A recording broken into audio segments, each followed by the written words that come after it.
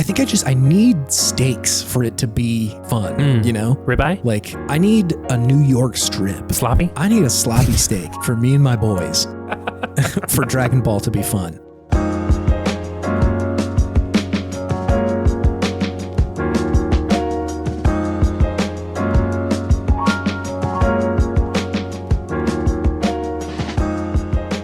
Welcome to Video Game Podtimism. It's the Optimists video game variety show where two best friends talk about the wonderful world of gaming. My name is Chase. And my name is David. That's the new emphasis for the week, huh? We're just talking. Yeah, it sounds like we've either been really resistant to only talking and we've been getting a bunch of shit for doing other stuff. Just making lots of fart noises, probably. Yeah, interpretive dance, and you can hear just the wind coming off of our arms. And just like every once in a while, like the sound of a slap against a piece of flesh. Ooh, what sort of interpretive dance are you doing? I mean, I feel like there's flapping and flopping. Stomping, smacking, stomping. I'm with you. That's a kind of more normal dance move. Suplexing. I think we're heading into wrestling at this point. Oh, sorry, I get them confused sometimes. Different thing. Although, what is wrestling if not a dance? You know. I mean, yeah, like professional wrestling, you could maybe make the argument is a form of interpretive dance. It's art. Yeah, you're expressing the power of muscles, power, strength. Looking cool while doing it. Or maybe looking like an asshole while doing it if you want to be a heel. Yeah, it's true. Hey. What's up? What's going on? How's it going? Yeah, it's pretty good. It's pretty chilling, good. Yeah, chilling. How's that second week of Switch 2 treating you? How you feeling after the honeymoon phase has sort of slowed down a little bit? I'm liking it. There's not a whole lot of games on it quite yet for me to really sink my teeth into. I've been playing a lot of Mario Kart World still. I'm definitely liking it a lot more, but it is just such a different experience than any other Mario Kart game that I've experienced before. It feels like the biggest switch up that they've had.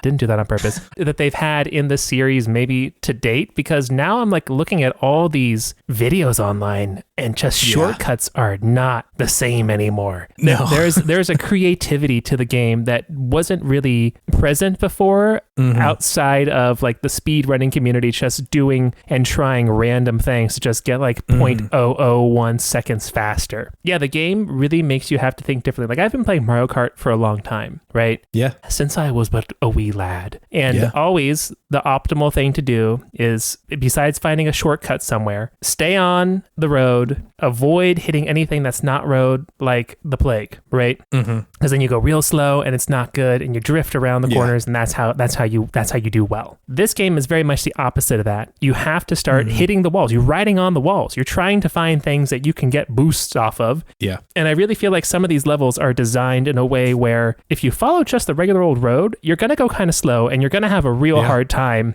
like making it onto the podium, right? You really have to like look and think differently with this game about, okay, can I trick off that tree? Can I take a turbo through here and get onto this wall and do some flippy flops and do this a little bit quicker, right?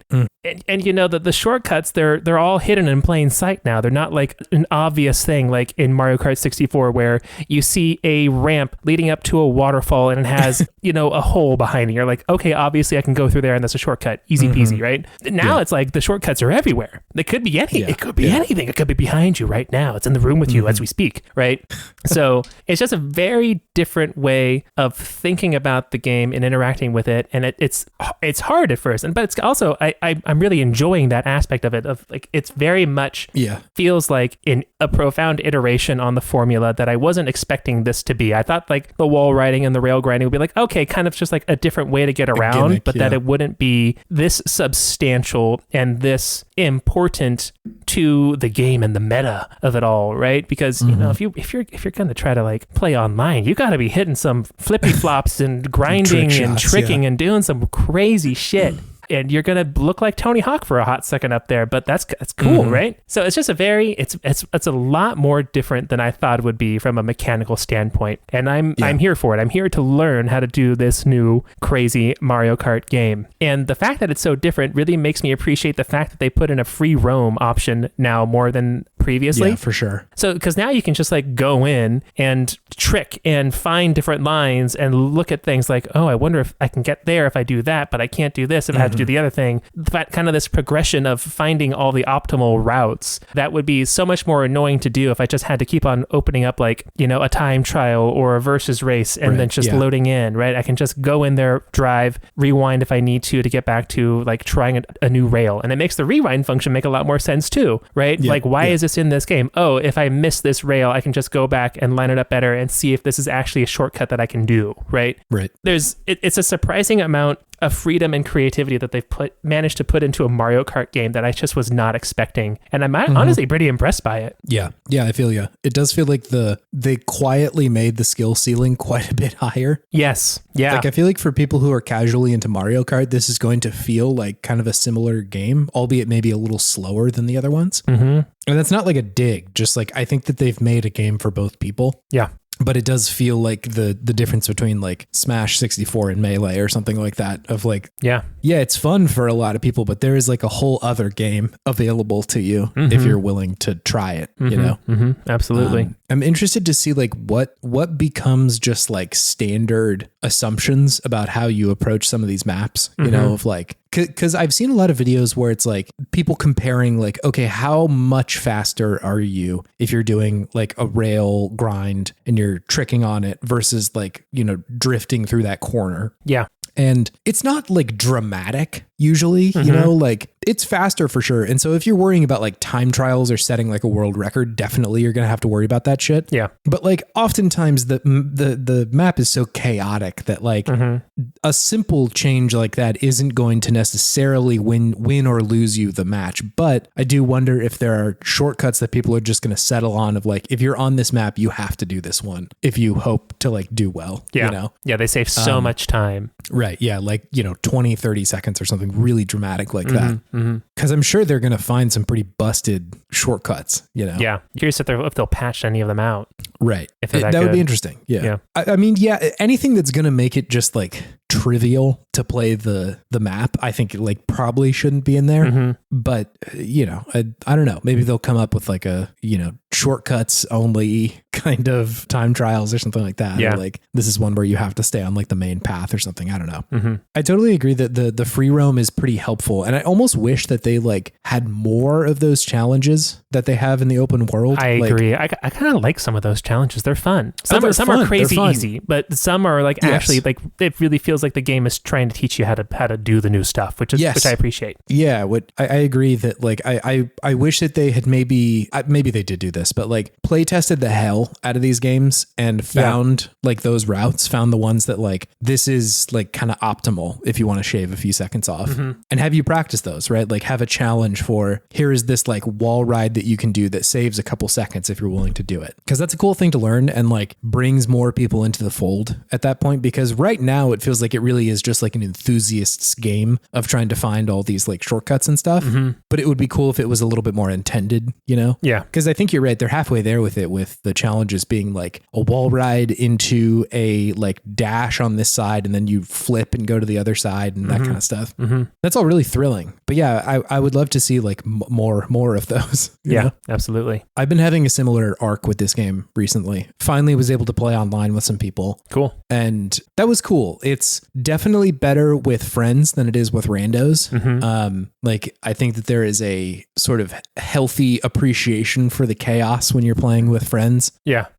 Especially in like the knockout matches when it's like, oh my God, I just dropped from 2nd to 13th. You know, like something horrible has happened to me. Yeah. And that's kind of supposed to be like a funny thing, right? It's fun for people to see that. But then you get some good items though then, right? Oh, absolutely. Yeah. It's just, it's a timing thing. Like hopefully that doesn't happen right before the knockout. Yeah, absolutely. But with randos, I'm much more like, just bullshit, man. This game's fucking stupid. I can't believe like that kind of thing. It's just get grumpy. Yes. Yeah. Like, I think because I'm so used to Mario Kart 8, where I felt like I had a pretty good handle on like, I'm I feel in control of this game. You know, like it is Mario Kart at the end of the day, but right now I don't know if it's because the game is so new still and the skill ceiling is that much higher, but I feel much more out of control in this one. Sure. Yeah. Like I feel like I'm racing up a fine race and I'll just get blasted, you know, like out of my control, just a couple of shells, a wayward shell, a thunderbolt, and then a bullet bill. And I'm like, well, I'm pretty far down. Yeah. The addition of just more people per race really makes for a lot of wild swings, like way more wild swings, because you just have that many more items coming at you at any moment. Yes. Yeah. Yeah. And like 12 more items for people in the back half of the group, you know, like there's like 4 or 5 people in the back just getting like killer items over and over and over. So many blue shells, so many lightnings. Lots of blue shells, lots of lightning bolts. I get struck by those lightning bolts very often. Yeah. So yeah, I'm curious to see how this game develops, and like, because right now it feels chaotic, but I'm very reminded of like those first few days of Smash. I can't remember if it was Smash Ultimate. No, it was Smash 4 when they introduced Little Mac, and everybody's like, Little Mac is broken, bro. Like, why are we letting this happen? And then everybody all at once was like, oh, you just have to get him off the stage. He's not that good. Yeah, like Little Mac is totally broken. Yeah. And so like I wonder if we're at that point right now where we just haven't quite figured out what to do with the game yet. Exactly. Yeah. Because it could be that. It could just be that they're trying to emphasize chaos in this one more than they have in the other ones. Yeah. It's interesting because it both at the same time feels like more of a party game and more of an enthusiast game. Yeah. Right? Yeah. More of a party game because there's more people, more chaos, more items, more randomness to the races. But then, you know, all the tricking and grinding and everything and the shortcuts, that feels very much more enthusiast style. And it's like, could they have cracked the code and found the game that appeals to both the casuals and the enthusiasts in the same manner? Maybe. It's possible. Yeah. Too early to tell, but it's on the board. It's on the board. Yeah, for sure. Yeah. Nice. What else have you been playing? What else you got? That's really been it. I was traveling this last weekend, so this and the game that we are talking about, Dragonball Fusions, are the only things I've really been playing. Sure. Yeah. Cool. Nice. What about Video you? Games. What about you, Chase? I am largely going to do follow-ups. We already did one with just Mario Kart World, not Super Mario Kart World. And I'm playing more Pokemon Scarlet as well. You've been playing that a lot. Every time that I log on to my Switch, you are playing Pokemon Scarlet. It's a very easy game to play while watching Survivor is what I've found out. Whoa, gotcha. It just doesn't demand very much most of the time. No. You know, like few Pokemon games really do, but this one, like, because it is quite a bit slower, like just the ticks between turns are slow. Like I can pretty easily watch Survivor and also do this. Sure. You know, it's not flying by me in a way where I'm like, wait, what just happened? It's like, okay, his speed got reduced. All right, his attack got reduced. Okay, his defense went down. Like that, it's just very slow. Yeah, the amount of information that's actually important that comes at you is kind of slow. Yeah. Yeah, absolutely. And so like part of it was that I wanted to get past where I had gotten before in the game and got there pretty easily, I will say. And then also just wanted to get kind of to the end game to see like what was going on. And yeah, I'm very mixed feelings on this game still. Sure. In playing more of it, the complaint about it being slow, absolutely still here. I'm like, my man, please, we got to be able to speed this up. Like it is excruciating. That's why it's a good Survivor game. Yeah, I mean, true. Still, I would like at least like double the time that everything takes, you know, like I'll post this video in our Discord, but there was a gym battle I was doing where it was a doubles battle and one of the Pokemon, it buffed like 5 different stats for each Pokemon. And so like 10 stat changes on one team. And it took a full 30 seconds for it to go through every stat. The same little animation and sound effect. Yeah, like every single time. And like I had read up and supposedly they're like, we wanted to make it more readable is their description there or their, I guess, excuse. Excuse feels like they know it's wrong. I don't think that's really it. It's their rationale. Just their clinical reasoning. Exactly. And like, it's so tough because I've still also been playing Monster Train 2 and Monster Train 2 has an amazing feature where like, if you want the battle to go by just ridiculously fast, you can set the speed of the battle to do that. And like it just plows through the amount of time that it takes to go through that stuff. Like I don't need to see everything. And like, there are plenty of games that handle buffing and debuffing pretty easily, you know? And not to mention, like, I think it's pretty late in the game. Pokemon should really have like a sidebar or something where it shows just how buffed or debuffed the characters are. Sure. Yeah. That would be nice. Strange. It would be like, it's very strange that we don't see that in any capacity, you know, because I really would like to see like how intense is this attack that I just helped myself out with. When does it stop stacking if I keep doing this? Like how many times, how bad is my accuracy if I've been sand attacked 5 times in a row? Right. Yes, exactly. Yeah. Like I would like to see. And so like, you know, it's, I don't know. I would like them to do that. It's probably not a thing that Pokemon would do, but even still, like you could just list them all out, right? Yeah. Like attack went up, defense went down, yada, yada, speed went up. Like it's fine. That's all good.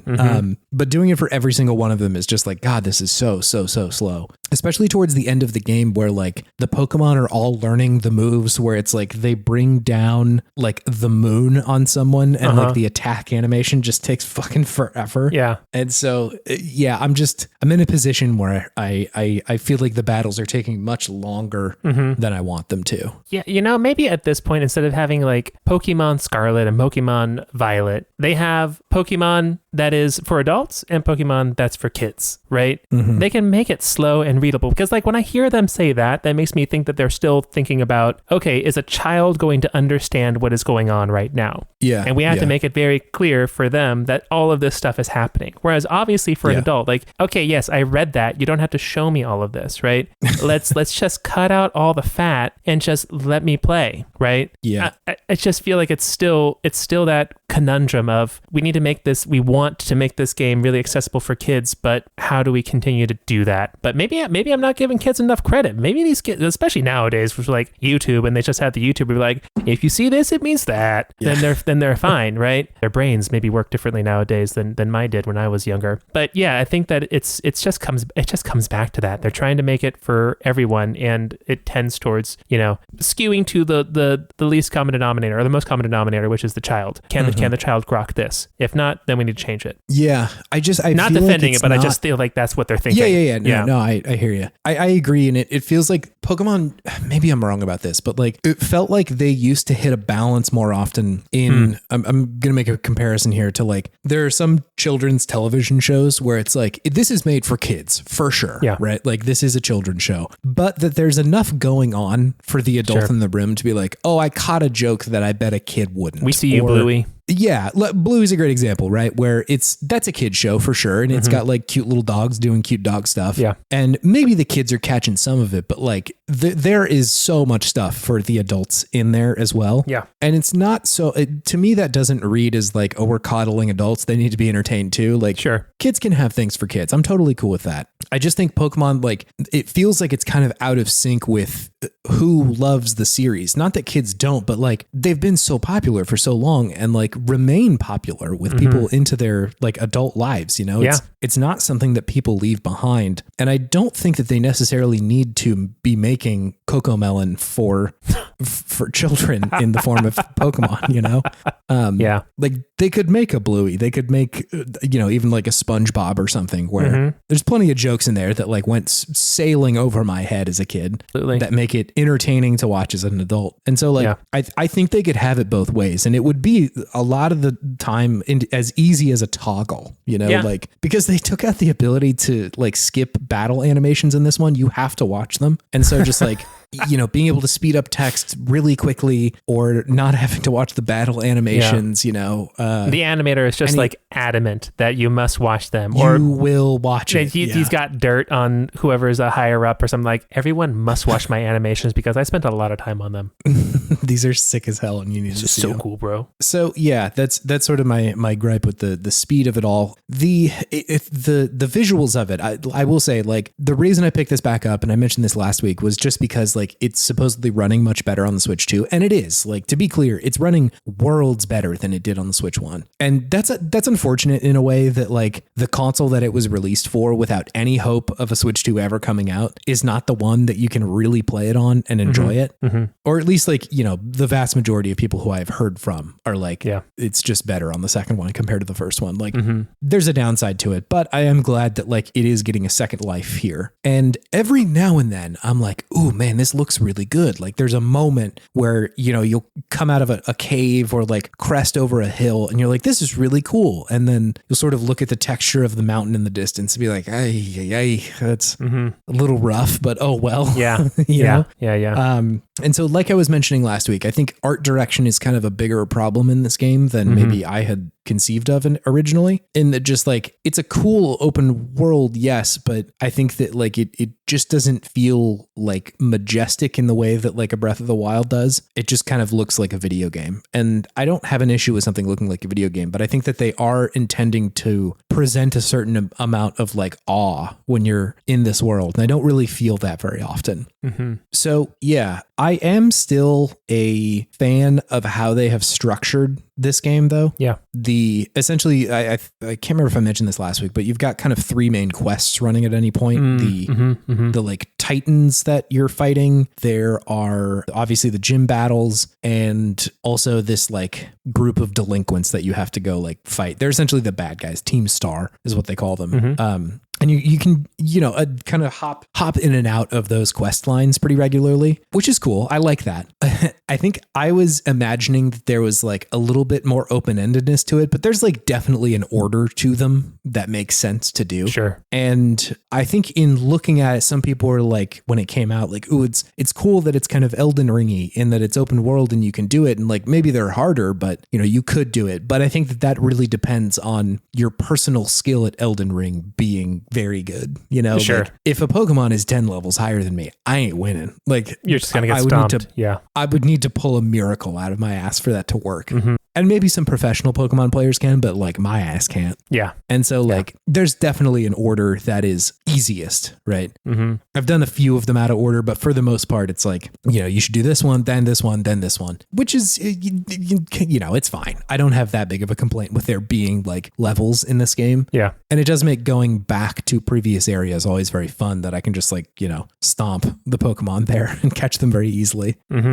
I've also noticed that like, I feel like this game really needs like a babbling sound for the characters, like either like a Banjo-Kazooie level, like burr, burr, burr, burr, burr, burr, like that kind of thing, or just like the sound of like a when there is text coming across the screen, because it looks very strange when people are like opening and closing their mouths and there's like you can hear nothing going on in the background. It's like, is this a glitch? What's going on here? Yeah, or like Persona, oftentimes if they're not doing fully voice acted sections, they'll just do like little hits at the beginning of a sentence, like, oh, or what, or for real, or something like that, right? I can tell those have been ingrained in your brain. Ryuji's for real really has stuck with me over the years. But it just goes a long way to make it feel like in my brain connect the text that I'm reading to maybe the tone that the character is communicating it with. Whereas it feels kind of hollow when it's not there, right? Like I feel strange when I'm reading it and nothing is really going on in the background. So all of that's true. I think part of me also really wants to get to the DLC because I do hear that that's actually pretty good.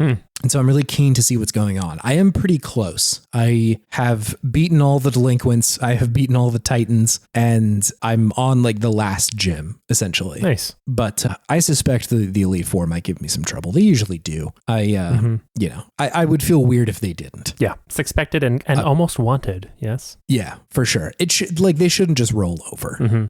I feel like a lot of the time my favorite parts of a Pokemon game are either the very end when I am trying to beat the Elite Four and I'm like running through them a couple times, losing to someone and then being like, okay, is there a hole in my team that I need to like figure out or something? Is there like a Pokemon that would fit in here a little bit better? And that's really gratifying to me because it like that's the part of the game, like the mechanical game that I enjoy the most. Yeah. Is making a team and leveling up and getting them like stronger and better. And so that's always really gratifying. And I also really have a lot of fun whenever it's like I'm trying to catch as many Pokemon as I can. And it's like, I have 5 out of 6 on this route or something like that. So I go back and, try and catch one or find one. Or, maybe it's one that's a little bit harder to find. And so you have to like dig a little bit or, look up some like guide about how to get this Pokemon to come out. And so I am very much looking forward to that. And I've already got a little bit of that. The last few challenges that I've had to go through are pretty satisfying. from that perspective, where it's like, I got beat the first time and I'm like, all right, well, I guess I got to go find some chances to beat up and get a lot of experience from, and then, go back and do it. So that part of it's fun for me. I know it's strange to endorse grinding in this game, but like it's fun. I'm not sure why, but yeah, Pokemon games, oftentimes when I'm grinding in them, it feels fun. Chase is a real grinder. I'm out here grinding. You get it. So it's the saddest. Yeah. You get it. You get it. You get it. That's the joke. All right. I'll get off stage. Don't worry. So yeah, I think all in all, like a very mixed Pokemon experience. It is way better than it was when I first played it on Switch 1. Yeah. And I'm having much less friction than I did the first time. And I think a lot of that is just down to the performance, like for sure. It's just, it runs much better. There's no real frame hiccups or like, I was very worried, but when I got to the windmill town, I was like, oh God, I hope the windmill is turning at more than 2 frames a second like it was in Switch 1. And then mercifully it was spinning just regular. I'm like, oh, thank God. That's a real relief for me. Just your old nemesis rearing its head again. It was the moment in the game when I played it the first time. I was like, I don't know.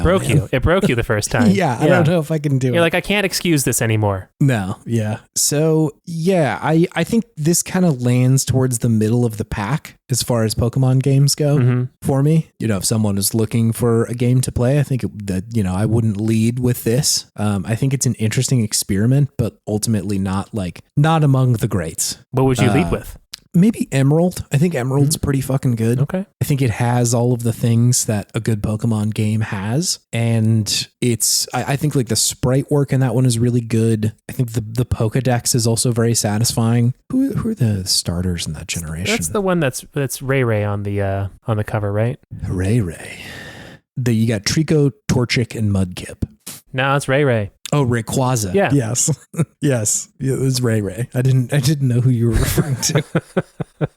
That's a cool Pokemon. I'd say pretty good starters, pretty good legendaries. I think it's just pretty overall good. From the like more modern era, it's kind of tough. It's between X and Y and Sword and Shield for me, I think. I wasn't crazy about Sun and Moon. Yeah. Those ones weren't super good to me. I know a lot of people like them, but just like, I feel like those kind of suffered from the same thing that Scarlet and Violet do, where just like the pacing felt really weird. To the point where I just like wasn't really having a great time. But I think Sword and Shield hits a pretty close balance to where it's like it is trying a little bit more open world stuff, but it's still like definitely a Pokemon game, Yeah. But I know a lot of people who love X and Y as well, so potentially that. And then obviously I was born in 1990, so I obviously enjoy Fire Red as well. Of course. I would also say that the Let's Go series are not bad at all. Like, I think if you're like a kid, that's like a totally feasible way to get into these games because it's like way simplified in a way that I don't like. To me, that is a kid's game. That is so for children. Yeah. And because it kind of wears that on its sleeve, I give it a lot more grace because I'm like, well, this is like definitely for children. This is definitely for kids. Whereas it feels almost out of sync with who the Pokemon company knows are still customers of it. Yeah. For the mainline thing to be like, yeah, this one's also strictly for kids. Who knows? I might be old man yelling at Cloud here, but yell at that Cloud. That's my feeling. Cloud was asking for it. I think so. The Cloud brought it on itself a little bit. It feels like almost a marketing problem. Like if it is truly for kids, like, okay, that's fine. Yeah. I'll just kind of opt out of it, right? Like when I see like Yoshi's Woolly World or something like that, I'm like, that is a game for children and I will probably not pick it up, but I have no gripes against that. Like it's so obviously not for me. Or even the reviews for the Princess Peach game that came out last year. It's like, this seems like it is for an audience that is quite a bit younger. Yeah. And so like, I'm not going to get that, like, or compare that all to like the marketing around like Kirby or something like that in the Forgotten World, where definitely, is meant to be played.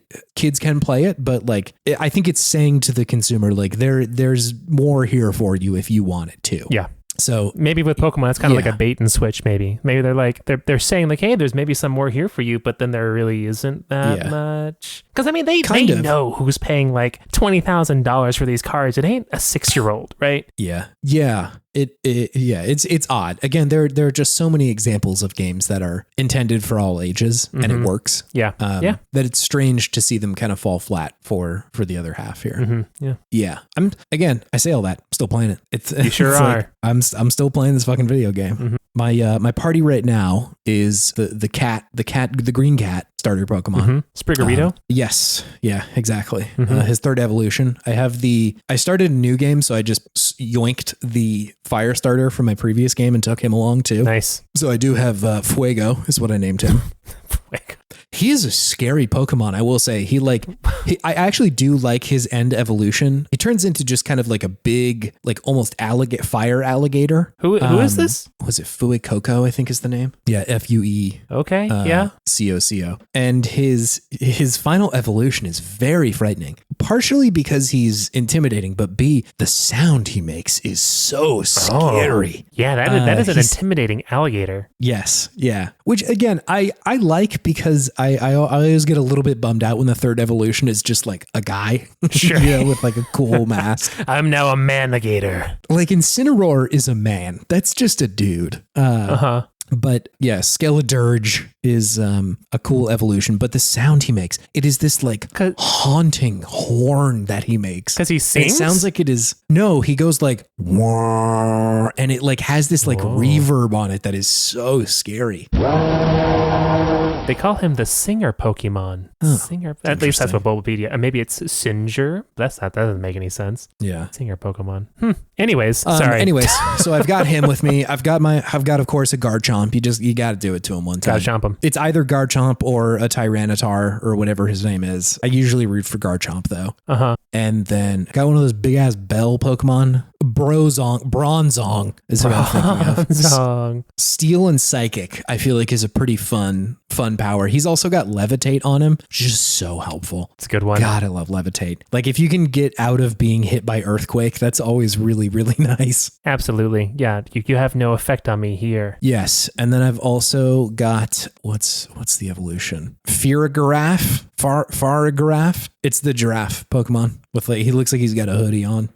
He's got a hoodie giraffe. Yeah, it looks like he got a hoodie on. Okay, cool. Apparently, I'm doing a deep dive on Skeledirge right now. His head is supposed to resemble a lute. Wow, that's cool. Yeah, that's why he's the singer Pokemon. Right. Anyways, your team sounds cool, and I want to meet them all. It's fun, yeah. Also had to do him one time with the Mudsdale, the big fucking horse. So we have two I had to do it to him one times with this group. Yes, exactly. Mudsdale. Mudsdale is just my big ground Pokemon. I always end up with like a big ground fella. Oh, yeah, that's a stompy horse. Yeah. The draft horse Pokemon. That's my Earthquake machine, just in case anybody's cruising for a bruising. You ready for it? You're not. And who's the draft person? I think I've seen this one. Draft Pokemon. Yeah, it's like the evolution of the giraffe one. Farigiraf is the evolution of him. So silly. He got the hoodie on. He's got a knowing smile, this Pokemon. He does, yeah. It's true. It's like, I'm about to fuck you up. Normal and psychic type, which is fun for me. Fascinating. I will say a pretty well-timed either bug or dark type just rips through my team. So I will probably need to be changing that up a little bit when I get to the Elite Four. Yeah. But yeah, that's Pokemon Scarlet. Are you going to buy Pokemon ZA when that comes out? I might. I'm going to wait to see the reviews for it, I guess, is what it comes down to.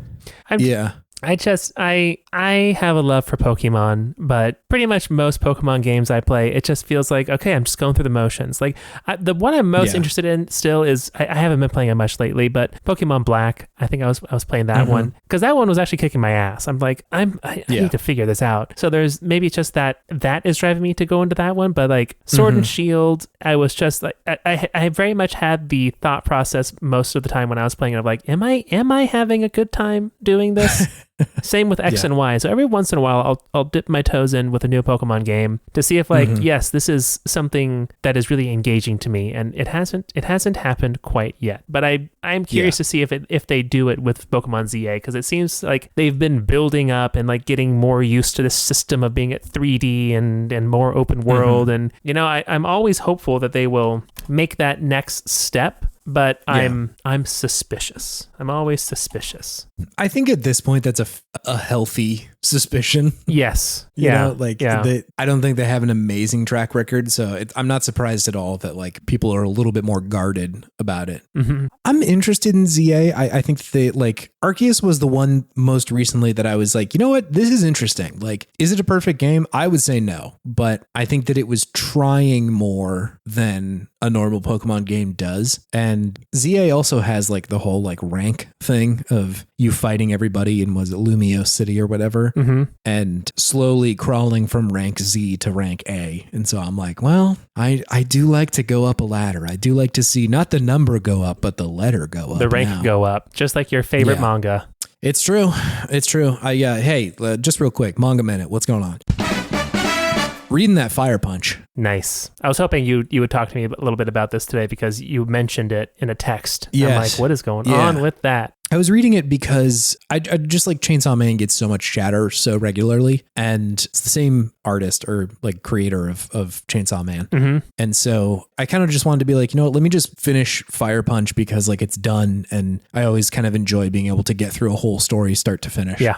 Pretty bleak. The Fire Punch. Yes. You know? Yeah. It's pretty intense. And I think it also front loads a lot of that intensity. Like the first 5 to 10 chapters are just like kind of rough. Yes. It's putting it nicely. Yeah. And like some of it is handled well and some of it isn't. So it's kind of a mixed bag for me. I'm not like so sold on all of it, but I think it is interesting. And I do feel like there's a little bit of the deconstruction of the shonen hero going on here, you know? Yeah. And that's just something I'm craving all the time in manga and anime, you know? Yeah. Like just because the shonen protagonist is very much still a trope that is still here with us, you know? And so I'm interested whenever a manga tries to interrogate a little bit of that and say like, is this a good person? Do they know that they're like kind of nuts? Yeah. And so, yeah, I think I'm getting towards the end of it. And it's like, it's been cool. I think, again, the most interesting stuff to me is the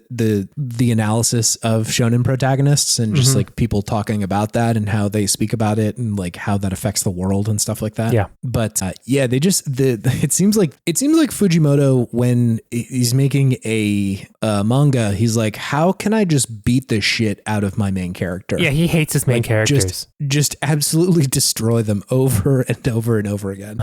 And it's this manga is no exception. Just like my poor dude Acne just does not catch a break over and over and over again. So yeah, that is Fire Punch. I think I'm enjoying it, but definitely if you're gonna read it, like check out some of them content warnings and like be prepared for something that is like it's intense. It's intense. Yeah, I would say it's not necessarily a fun read, but it's an interesting read. It's good ideas, right? Yeah. But yeah, some of the stuff, some of the material that they cover is definitely not like enjoyable. No. Yeah. There's plenty of stuff where I'm like, oh man, this is pretty bleak. Yes. But still, it is at the very least unconventional in certain ways. And I think that is interesting at the very least. Absolutely. Did you ever read Look Back? Was that something you ever checked out? No. Look Back. I would give that a read. I think so. Like Fujimoto's done Fire Punch, Chainsaw Man, Look Back, and Goodbye Eri. I read Goodbye Eri and was like, it was cool, but it wasn't exactly my bag. Look Back is like unfucking believable. It is so goddamn good. Okay. It's also a one shot, so it's not very long. Okay. Well worth a look. Anyway, that was the manga, like 4 or 5 minutes. Yeah. The other thing that I've been playing, David, that has really taken up a lot of my brain space is a game called Cauldron. Cauldron is the name of this video game. I had heard about this on, I think it was the Besties. And I think that Griffin had said like, hey, it's this like idle game that you can play. And he's like, it is diabolical is what he described the like progression hooks as. And I was very interested in that. I really like idle games. I think they're very fun. And obviously I'm a cookie clicker head. And I was like, yeah, okay, I'll give it a look. Downloaded the demo. Very generous demo, I will say. They really let you get in there and like check out to see like, is this actually a thing that I want? And as it turns out, I did want what Cauldron was offering. To back up a little bit and explain what this game is. This is a game made by Sleepy Dad Games, great name. And it is it's an RPG for sure. But I think that the hooks with which you move through the game are mini games. So like the way you progress in the RPG half of the game is by like getting more characters and unlocking more party members. And then upgrading them and getting levels. The way that you do that is you spend like apples from the apple minigame and fish from the fishing minigame. But each one of those minigames has like a whole progression system unto itself, right? So the apple minigame is the first one I started playing. And it's essentially you're controlling a little witch and she moves around the screen and you try to catch apples. And that's it. It's very simple. Great. All of the minigames are pretty simple except for the one that kind of is Vampire Survivors, which I'm shocked by. But the rest of them are pretty simple. And at the end of that, you will go, you can opt to upgrade something. And so like in the apple one, it's like, okay, you can pay 5 apples to get a bigger basket and it upgrades your basket size a little bit. And then it's like, well, if you pay 10 apples, you can also speed up a little bit so you go a little faster. And just keeps going and going. And so like you get more apples and you buy more things to get more apples and yada, yada, yada. And so like that hook happens and you are just progressing and feeling big and powerful. And then there are 2 other mini games that you can get initially. There's a fishing game and a mining game. And eventually your little ghost buddy is like, hey, I will just idly do all of those mini games for you. But the numbers that I'm producing are based on your average run. And so in each one of those, it's going to say like, okay, your best run was 36 apples and your worst run was 2 or something. But it's based on like I should rephrase that. It's your top 6 runs. And so you're incentivized to be like, okay, let me get a little bit better so that my averages get up so that the idling rate is like higher, right? You're talking about this with such excitement right now. Like you can barely get all this information out without just a gleeful tint to your voice. It's a freak game. Like let me just say that at the front. It's a freak game. It's a game for freaks.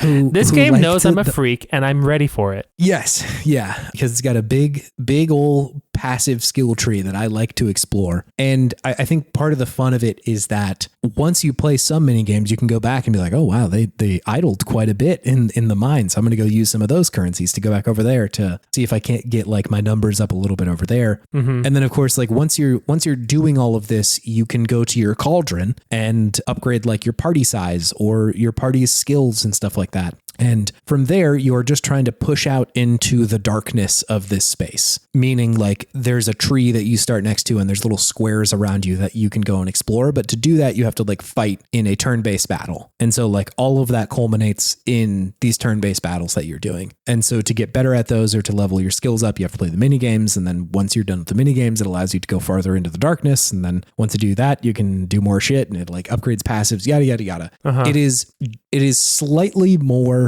involved than a typical idle game. Like Cookie Clicker, you're really just clicking and choosing what to buy. And that's really it, you know, like there's, you know, obviously some other things of like you can play it actively where you're clicking on like the golden cookies and you're doing like the stock market or whatever in that game. But it's like at the end of the day, you're just kind of choosing things on a list or like clicking cookies very quickly. Whereas this one has a couple of different games in it. And I think all of them are pretty fun despite being very simple.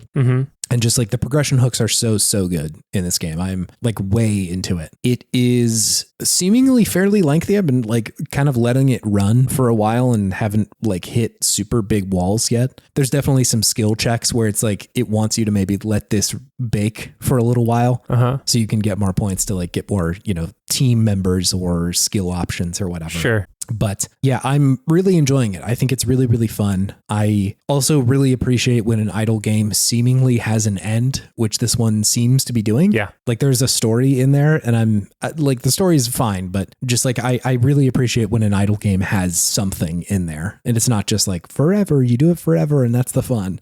Like Space Plan comes to mind of a game that has an end. We just talked about Universal Paperclips on .zip. That one very much has an end to it.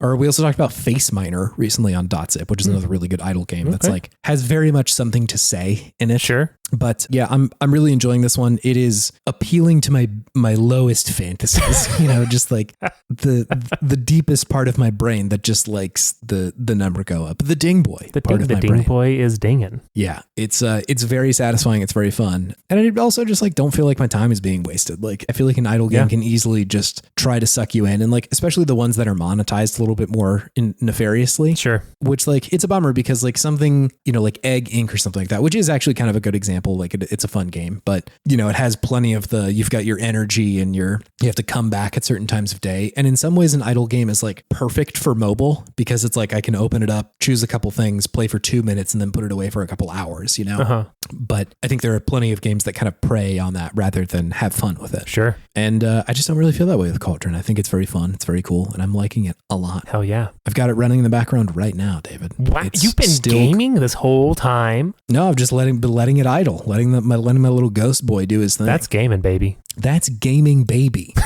So, yeah. Anyway. You could have your child play that. It's true. Yeah. Press one button, a little lady, and then she's gaming. She's like, I love the progression hooks in this one, Dad. This is a great one.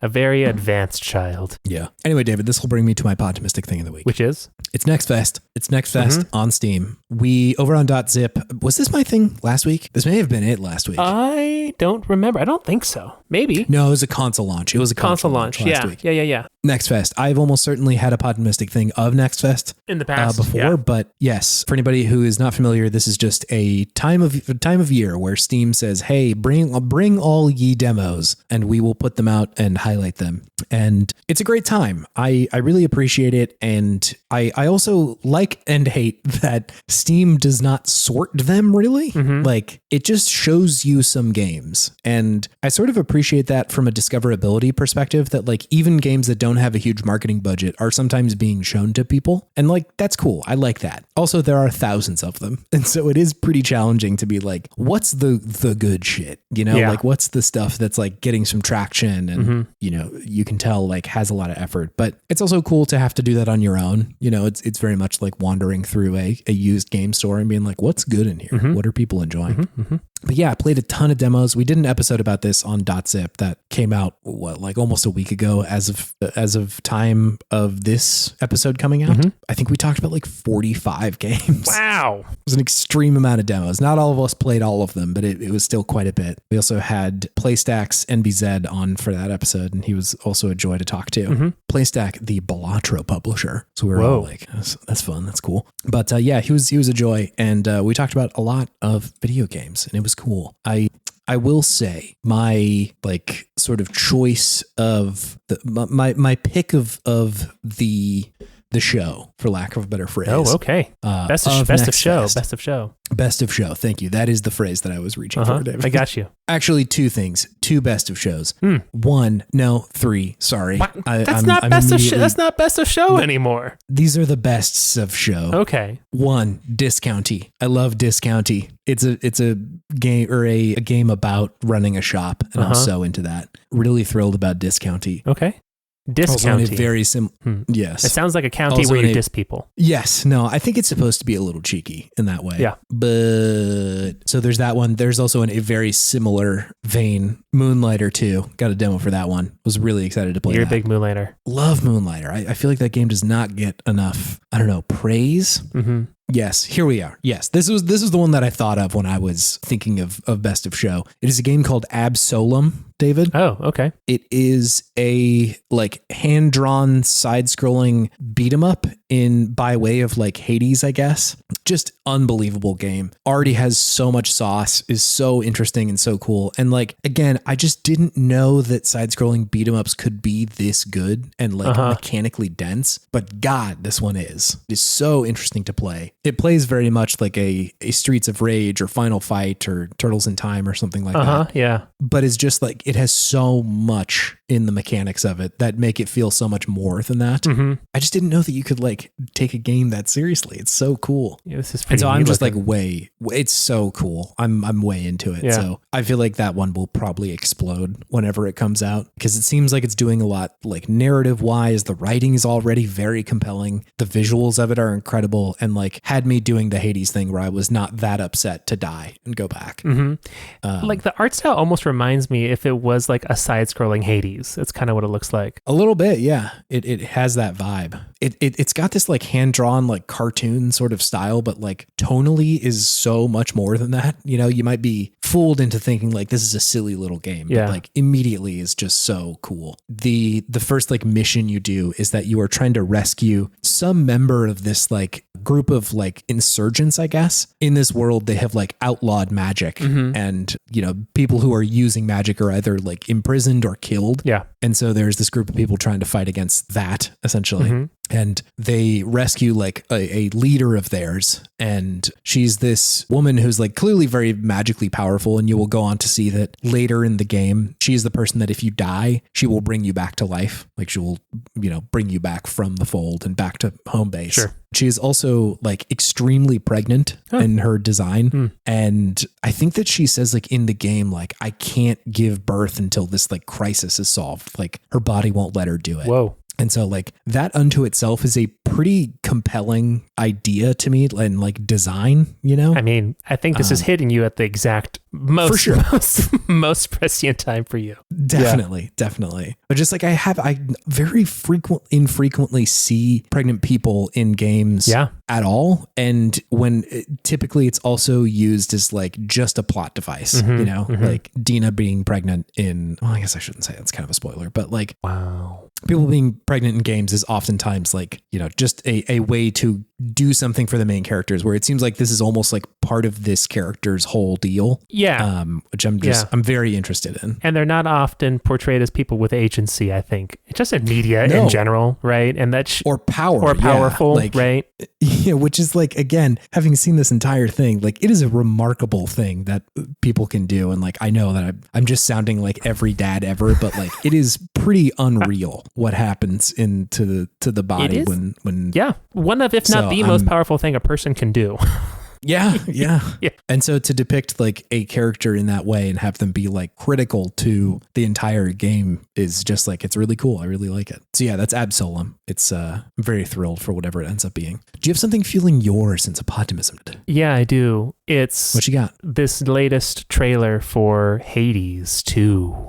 Ooh, didn't realize they put another one out. They put it, maybe it was today, maybe it was yesterday, but a new one came out recently, and they're pretty much saying like, hey, this is probably or alluding to the fact like, hey, this is probably going to be the last big update before we release it as 1.0. Right. So I'm just stoked for Hades 2 to finally come my way, because I don't do early access. I just wait. I wait for the full game to come out, and I'm stoked to get on this one, because I played the hell out of Hades 1, and I want to see what they do with this one. Yeah, absolutely. I played a lot of the Hades 2 early access last year. Maybe like kind of more than I had intended to, but I just kind of couldn't stop. Yeah. And I'm very much considering just buying it again on Switch too. And just completely starting over. Because like I am very interested in like what has remained the same and what has changed. And I also kind of doubt that like it's going to be so different that I won't be able to like take some of those skills over into the like 1.0 version. Yeah. But yeah, it's really interesting. I'm so thrilled about whatever happens here. Yeah, it's an exciting time. A sequel to a game you love. It's a special moment when it comes out. Yeah.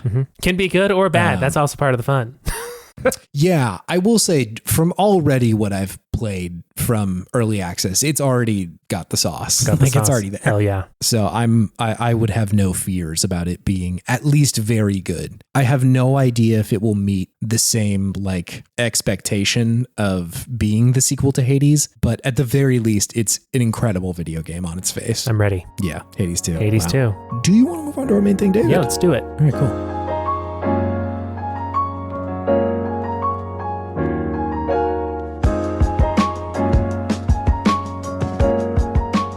Welcome to Good Games. It's a segment where we talk about the okayest games of yesteryear. Oh my gosh. I think I mispronounced something in there. I mean, maybe, but who cares? Everyone here knows. Everyone here knows what's going on. I think I may have said Goob Games. Goob Games. Goob Games. What would that segment be? What is a Goob game? Oh yeah. What is a Goob? It's what is Goob is kind of sending me down a spiral.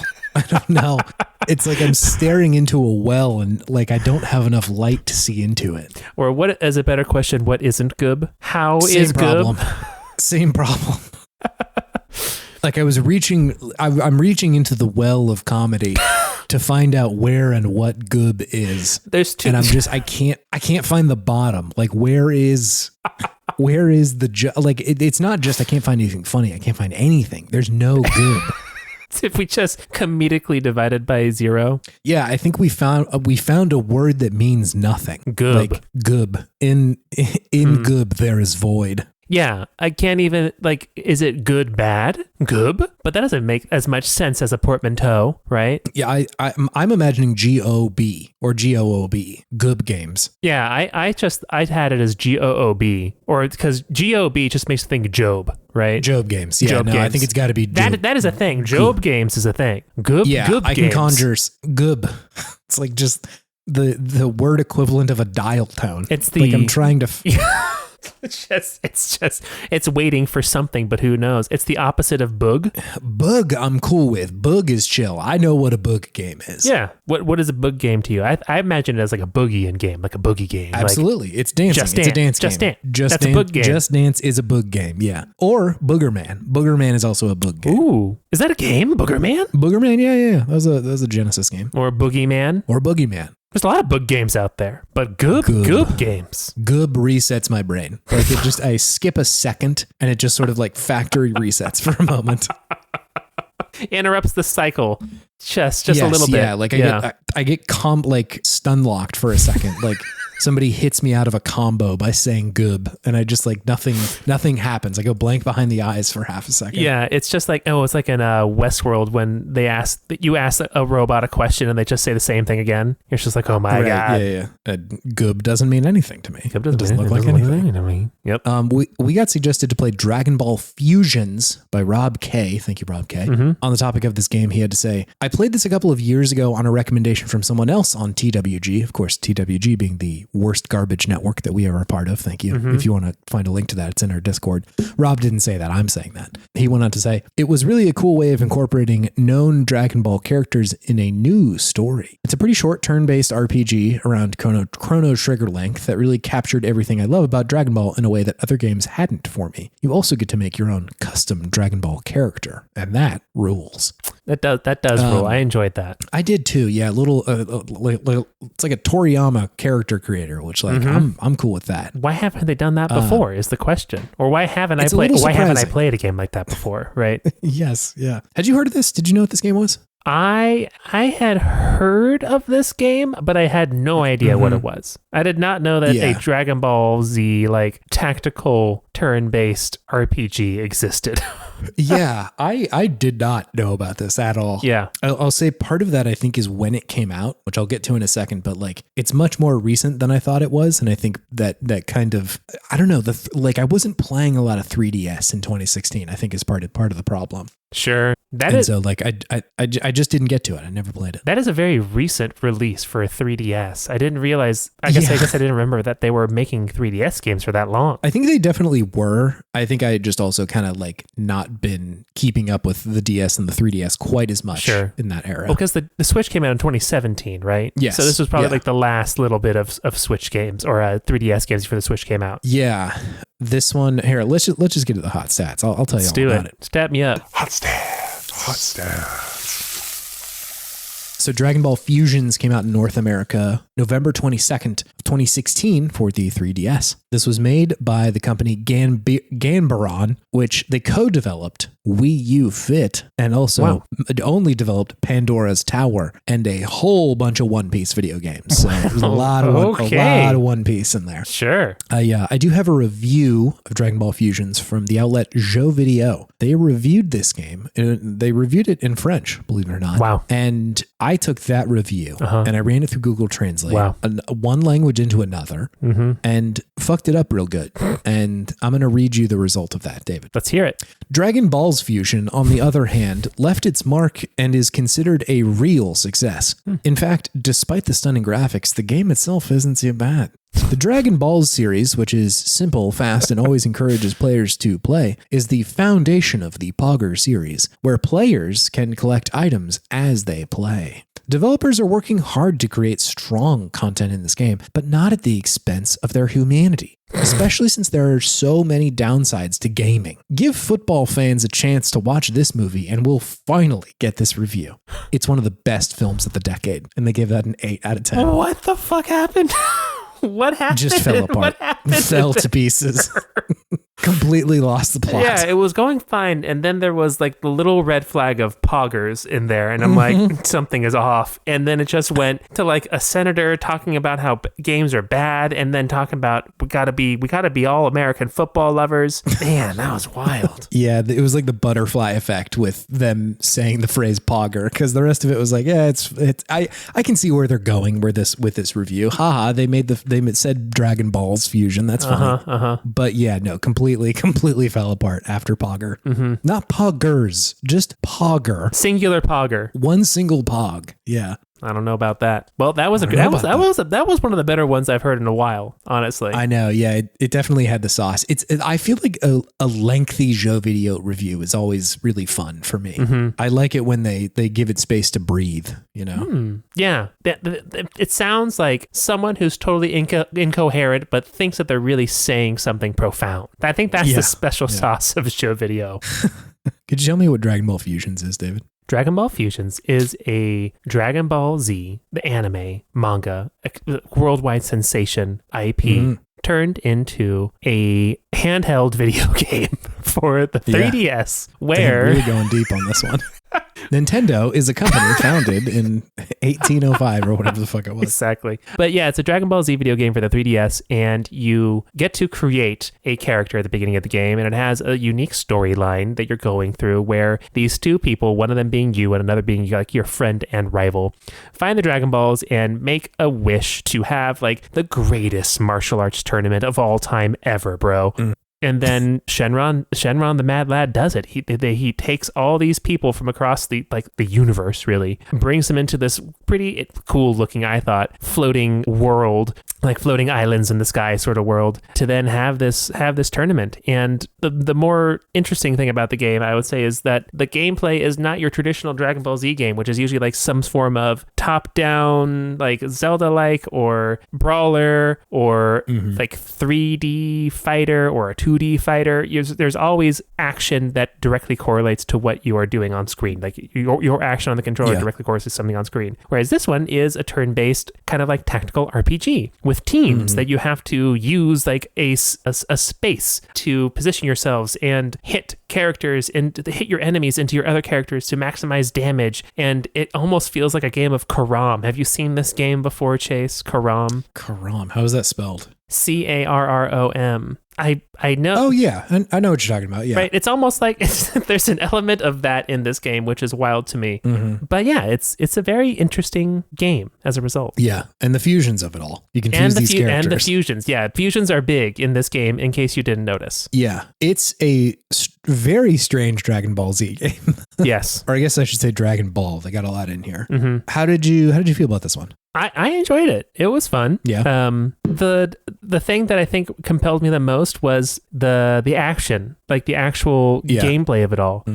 I've never had a Dragon Ball Z experience like this before, and I found myself having a good time with it. There's an interesting strategy to the, careening people into each other and like maximizing them into this like ping pong style like gauntlet that you can just destroy people with in like one really well placed move. And I enjoyed like the QTE-ness of it all, making it feel a little bit more in line with, the classic Dragon Ball Z type of game, which is just like a straight up fighter of some sort. But yeah, and I thought that the character creation was surprisingly robust as well. It was. You can really make some different looking people in this game, and I feel like I enjoyed making my little alien gal. Yeah, I feel you. Character creator is really fun. I had a good time with that one. It's such a strange game, and I also feel like it really puts into perspective how infrequently we get Dragon Ball stories that are not just a retelling of the anime. Sure. Because like the story is completely original in this one. Like it's just something totally different. And new characters. They still managed to make it, new characters, new people, and they still managed to make it very fun. So like I think that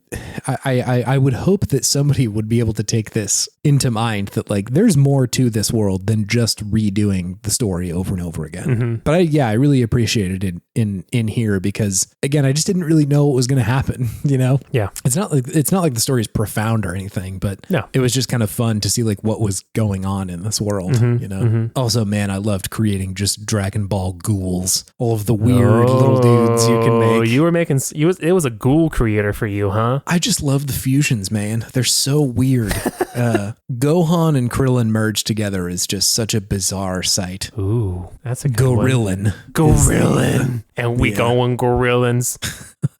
Yeah, I like it turned into almost a Pokemon game at that point where you're trying to like, you know, find all the weird little fusions in this game, which I was having a blast with. But yeah, I wasn't expecting at all the turn into tactics, you know, and you're right. It's like kind of a ping pong game and like almost like a sumo kind of deal where you're trying to like throw people out of the ring, which doesn't like beat them necessarily, but it will like really benefit you to do that. And so, you know, point being, I had a very good time with that mechanical experience. I think it's very cool that they came up with something like, I would say, pretty novel in how to do this. Yeah, I've never really played a game like this before. It's engaging. I thought it was pretty impressive that they took a tried and true, you know, game franchise and how it's always been played and just like, no, we're not going to do that. We're going to do something different. And not only had the chutzpah to do that, but the prowess to actually make it fun. Yeah. Yeah.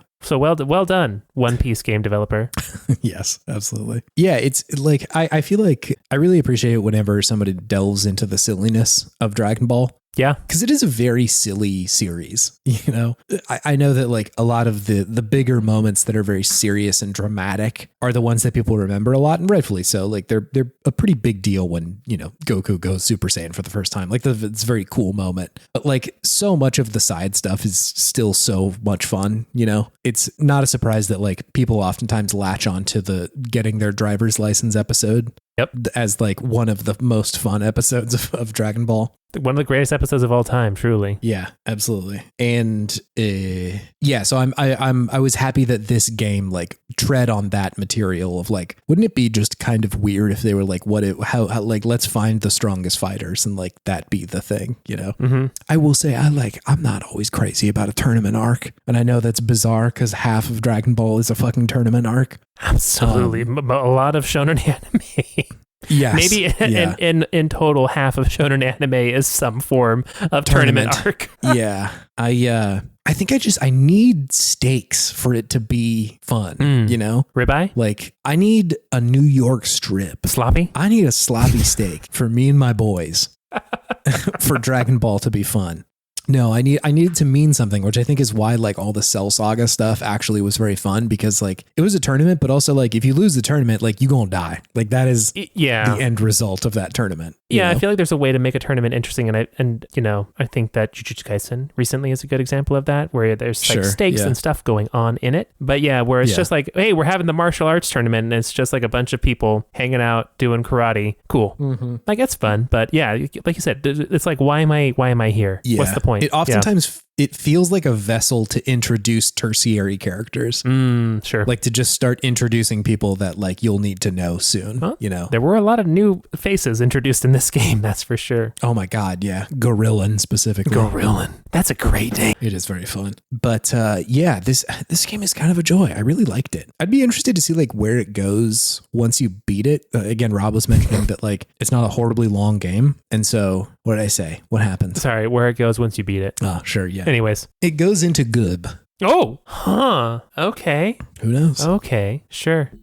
Yeah, just because like he said it was Chrono Trigger length, which is not a horribly long video game. And so maybe I'll just keep playing it. Maybe I'll just keep going, you know? Absolutely. Real quick, I think I might. Can I propose a definition for Gub now? Are you peering into the darkness? I'm peering into the darkness, and I might have something, but I'm bringing it up to the panel for review. Yeah. Gub is something that starts good but ends bad.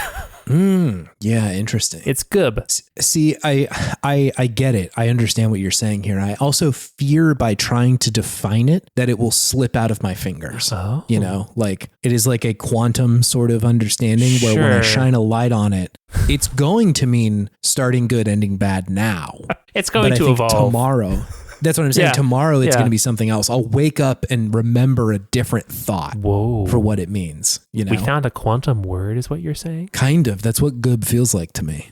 It really kind of like, it doesn't feel like when I say the word that I've said a word No, of any that's sort. what I'm saying. Like it's not there. Yeah. Just things that end with a hard B, I think are Gub. not pleasant to the mouth. Yeah. It's like an onomatopoeia for a creature that I don't know exists. Like a big frog. A creature that I don't know exists. Big frog. Like a really big frog. You don't get it. You don't get how big this fucking frog is, fam. This frog is. You can't fathom how big this frog is. This is a Cthulian frog. You think you're thinking big enough. This is a bigger frog than that. Maybe is this what Tructhulu says? Gub. Gub. Yeah. Gub. It's like a frog. It's like a croak. Yeah. Mm-hmm. It's like a semi-truck horn that has been turned into something biological. Ugh, that's very frightening. Right? Good. It's good. Gub. Anyways. Ay.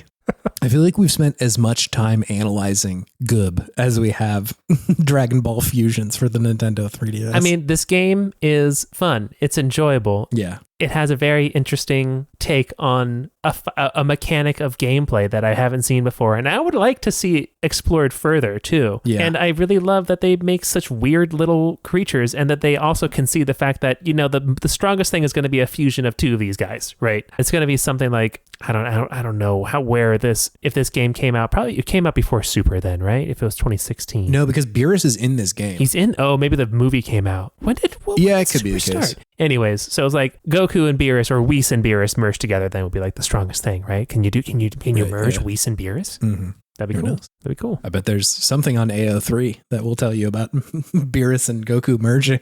Anyways, a little fan fiction. A little fan fiction. Ooh, yes. Weirus. Yeah, I would love Weirus. Sorry, I looked it up. Whoa, he looks pretty cool. All right, hold on. He's like old cat. Old cat. He's a G rank fusion, the game's highest rank of power. I love that it's G rank, a certified G. Oh, that's a cool character design. I like that. Right? That's cool. That's pretty sweet. Yeah. Wow. Now we gotta see all the G ranks, right? Let's see. Of course, you've got tanks. Like Panzers? No. Like Tapion, of course, the character in Super Dragon Ball Heroes episode 42, and Future Trunks, tanks. Sorry. Of course, tanks. Great Satan Man. Which is Great Saiyan Man and Mr. Satan merged together. Whoa, that's G rank? Apparently that's G rank, yeah. You were correct that Goris, Goku and Beerus could merge. You got to do it. Yeah. And Weirus. Well, yeah, those are the only G ranks. You pulled a G rank. Oh, wait, no, there is one more. There's Janembu, which is Kid Buu and Janemba. Oh, that's a scary fusion. Ooh, and Celyuza. Cell and Frieza. That's a pretty spooky, right? That's a scary guy. That's a scary guy. That's an evil bastard. Really? Yeah. Really evil, like an aristocratic racist now. Aren't they all? Fair enough. Yeah. Fair enough. Wow. There is a hearty list of fusions in this game. Well, I mean, how many characters are in the game? And then you can fuse all those characters together. Can you fuse fusions? I guess that's my question now. I don't think so. There's that one move where you can fuse them all together and that creates like a different guy, but I don't think you can fuse fusions like into a specific character. Oh man, they really went all out for the character design of Bardock and Goku. Bardock and Goku. What's their name? Where is it? Oh, some of these are only QR code characters. That's so. So I guess in the base game, it's Weirus and Janembu and Celyuza are the only G ranks that I see. Oh, Kuhan. Kuhan is a G rank. Oh, sure. Kid Goku and Gohan. Whoa. Kuhan. Yamcha and Vegeta looks like a true dirtbag. That is an F rank fusion. He looks like a total shithead. EX Gogeta. I like how there's EX in the game too. Okay, whatever hold on. that means. Raditz and Nappa. What's the name? Yeah. Rappa? It's Rappa. You got it. Wow. Goku and Broly. Caroli. Sure. Rolling in my Caroli. Ooh, I do not like Tiancha. Oh, is it just Yamcha with a third eye? No, it's mostly Tien with mostly a bald head, but he's got like hair in the back, which is a pretty tough look. Oh no. Reguldo. Raccoon and Goldo. Wow. This is horrendous. This is horrendous. A rank though. A rank. Reguldo. Wow. Vajanks. Ugh. Vegeta and Trunks, of course. You gotta look at... I'm looking at Yamcha right now. That is an absolute dirtbag. Just bottom of the barrel human being. It's not a good guy. No. Barlot's tight. Barlot is tight. Well, what about Turts? Yeah. What them Turts do? Turles and Raditz, yeah. Rappa. Rappa. Rappa's kind of how I imagine your dad in his youth. Yeah, true. I can see that. Gorillin is still one of my favorite names, though. Yeah, it is pretty good. Gorillin. Anyway, before we just go through the entire cast of this game, do you have anything else to say about Dragon Ball Z Fusions, or Dragon Ball Fusions, rather? Fun game. Really was expecting just the regular run-of-the-mill Dragon Ball formula and got surprised by something that was very interesting and fun. Yeah, enjoyed it. Yeah, I'm with you. Rob K, thank you for suggesting this. This was fun. Yeah, thank you, Rob K.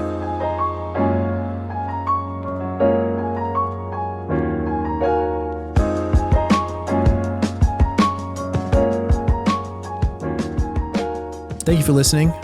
Wait, that's jumping ahead a little bit. If you want to get in contact with us, you can go to podtimism.com. It's got links to our emails and, more importantly, our Discord. You can come in there and chat, hang out. We are, as mentioned before, on the Worst Garbage Network, which is a bunch of other podcasts that you can listen to. Let's see. Let's make a recommendation for a podcast this week. Ooh. Not to toot my own horn, but we did do that demo episode for .zip, which is almost like 3 hours. So that was a fun one. Do it. Having a good time with Get in there. Also, Brendan's back on Into the Aether. He's been in Japan and is back recording now. So hell yeah, welcome back, Brendan. But yeah, you've also got some great podcasts like Girl Mode and Frog of the Week, Can't Let It Go, which I believe are coming back soon. I think on the 24th. And then Paws and Claws and NPC. Go give them a look. They're all good. If you want to help with the show, you can review it on a podcatcher of your choice. So Apple Podcasts or Spotify or Pocket Casts is what I use personally. And you can do that, or you can show it to a friend and be like, hey, check this out. This is a fun gaming podcast and you might like it. It's about Dragon Ball. A lot of people that like Dragon Ball. So give it a try. Who knows? Yeah, thank you for listening. We really appreciate you being here. And I suspect that we will be on break soon. Feeling it. This baby is due soon. We only have there will be an induction at a certain point. Yes. And that will definitely be our pausing point. But yeah, hang tight if you are missing Podtimism. We will be back, but we'll just be out for a little while. Yep. So yeah, thank you for listening. We really appreciate you. David, do you have any gaming wisdom? Yeah. You know, if you had the chance to do a fusion with somebody, give it a go. Fuse it up. Could be cool. I would like we make a big deal out of it all the time. I'm surprised we didn't mention the fella himself, Javid. I'm surprised. It would be cool to see. What's that guy like? Yeah, what would a Chavid be? That's a great question. I don't know. I would love to experience what being your height is like. Ooh. That would be pretty cool. Okay. I'd love to experience knowing how to code, understanding code and computers. Yeah, just being in my brain for a second. I would also like to experience being able to, what you listen to podcasts and do things at the same time, or game at the same time. Yes, yeah. You're a multitasking gamer. If I'm gaming, that's the only thing I can do. To experience that and be able to just play more games. I would like to experience that. Yeah. I would love to experience what I assume is a quiet mind. It seems like you are able to just silence your brain sometimes. I don't know that I have that ability. There's a lot of times where I'm just sitting. I'm just hanging. Nothing's going on up here. Yeah. Have to make such a concerted effort for that to happen. Although now I think Reguldo might be popping into my mind whenever it's blank, just staring at me with his lifeless eyes. It's Reguldo saying the word gub. I think Reguldo would say gub. Are you looking at Reguldo? No. It just says, did you mean Ronaldo? No. No, you idiot. I'm looking for Dragon Ball Fusion. It still wants to find Ronaldo in this fucking... Wait, how do I spell Reguldo, David? Reguldo. Well, it probably helps that I was spelling it so poorly. Ew, Reguldo, no. Says gub, right? He does say gub. Goldo's kind of a frog, so I think this kind of makes sense. Man frog? Yeah, he's a bit of a froggy man. And Raccoon of all people. Does he look like Ed Sheeran to you a little bit, Reguldo? I'm sorry, Ed, but a little bit. I'm sorry, Ed. If you had eyes for ears, yes. That is the most disturbing thing about this character model, is that there are eyes where ears should be. Yeah, because like you need to make Goldo look alien for it to all kind of fit together, but he has hair, and so it does look pretty unsettling. Yeah. Like they just put Goldo's side eyes on Raccoon's head. Yes. Yeah. Poor Raccoon. Terrifying. All right. We hey, I don't know. We'll see you next week. Keep it casual. Keep it cash. Keep it chilling. Good. What are we, David? Are we keeping this casual or are we going in? Hey, speaking of which, I saw Materialists last night. That Dakota Johnson and Pedro Pascal and Chris Evans movie. Huh? Was good? I liked it. I listened to the NPR review of it, and they kind of dunked on it a little bit. As much as NPR dunks on something, they dunked on it. Right. I was a little bit surprised by this because I was watching it and was like, "Ooh, yeah, people are gonna love this." Like I went with some of our other friends, and I don't know, I liked it a lot. Mm-hmm. I will say part of that is I think I like Celine Song, the director. Sure. But also I just thought it was shot really well. Like it looks good. You like the cinematography, yeah. Yeah. The music also I found like really, really nice. Like they use kind of like similar motifs. I don't know what I'm doing in this podcast right now, but they use similar motifs of like, yeah, I guess so. This turned into a film podcast right at the end. They use similar like musical motifs, like when Dakota Johnson is like hanging out with the two love interests. And I think that they make like such good use of music. Like I feel what I think she's supposed to be feeling in that moment. And then like it does kind of come together towards the end, like musically. And I was just like, oh man, this is good shit. I'm really into this. Okay. But it does seem like that might be a little bit more rare of an opinion. That made it sound more pretentious than I wanted it to. That may be an unpopular opinion. Okay. Yeah. Great. Plus, it is very funny to watch them be like, let's make Chris Evans look dumpy. Because, like, how? It's tough to do. Pretty tough to do. He's a beautiful man. It's just a fact. Yeah, he looks great. Anyway, okay, back to Podtimism. We will see you next week. We'll see you then. Okay, goodbye. Bye.